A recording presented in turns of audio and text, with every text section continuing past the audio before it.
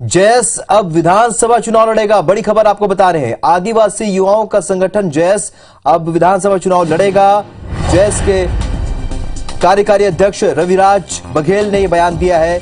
न कांग्रेस न बीजेपी, किसी से नहीं, जयस का गठबंधन किसी से नहीं होगा, ये उन्होंने कहा है। तो चुनाव से पहले 50 लाख सदस्य बनाने का लक्ष्य भी जयस ने रखा है। अब तक 20 लाख सदस्य बन चुके हैं। भीम आर्मी और दलितों के दूसरे संगठन भी हमारे साथ है, ये भी उन्होंने अपने बयान में कहा है।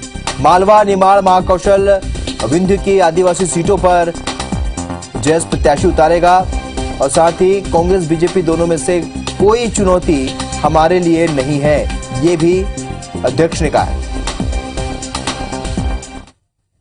जयस बीजेपी कांग्रेस के लिए मुश्किलें खड़ी कर सकता है। मध्य प्रदेश के विधानसभा चुनावों में इंडिपेंडेंट पार्टी के तौर पर जयस उतरने की तैयारी में है। किसी भी सूरत में जयस कांग्रेस और बीजेपी के साथ नहीं जाना चाहता है। जयस ने अपने तेवर भी साफ कर दिए हैं। इस वक्त जयस के कार्यकारी अध्यक्ष रविराज बघेल मेरे साथ हैं, इनसे बात करते हैं।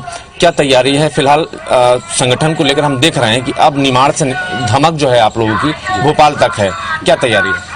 देखिए, अभी हम लोगों की जो जयेश की रही बात विधानसभा चुनाव कर लेकर, हम लोगों ने ग्राउंड लेवल पर गांव-गांव में हमने सदस्यता अभियान के माध्यम से और गांव-गांव में बूथ लेवल हम लोगों की कमेटियां गठित करी है।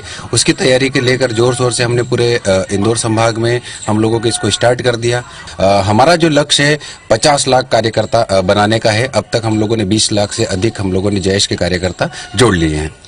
मालवा निमाड़ तक ही क्या जयस सीमित रहेगी? दूसरे हिस्सों में भी जाएगी? मध्य प्रदेश में महाकौशल में भी एक बड़ी आदिवासी संख्या रहती है, विंध्य में भी काफी सारी आदिवासी संख्या है, बुंदेलखंड में भी यही स्थिति है। तो कब मालवा निमाड़ के आगे भी आप लोग निकलेंगे? निश्चित तौर पर जयेश जो संगठन है, मालवा निमाड़ तक जयेश की पेट बहुत मजबूती के साथ खड़ी हुई थी, लेकिन हम लोगों ने इसके साथ साथ आगे अब मालवा निमाड़ से निकल हम लोग बुंदेलखंड, विंध्य, महाकौशल क्षेत्र में भी जयेश का एक गढ़ बनता जा रहा है और युवाओं का कारवा बनता जा रहा। हम लोग अभी रिसेंटली वहां पर गए थे।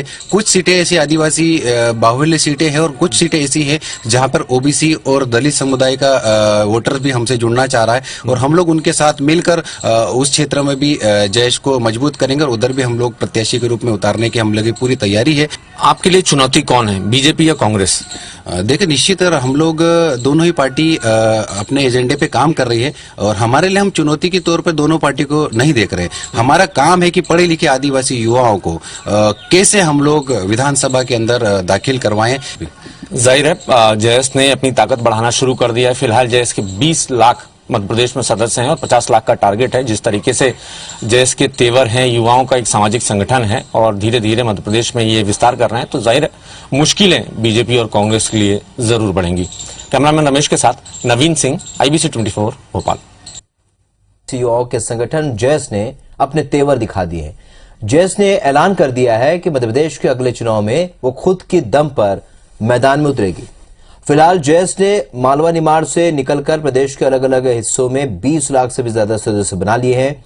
हालांकि जयस का चुनाव के पहले 50 लाख सदस्य बनाने का टारगेट है।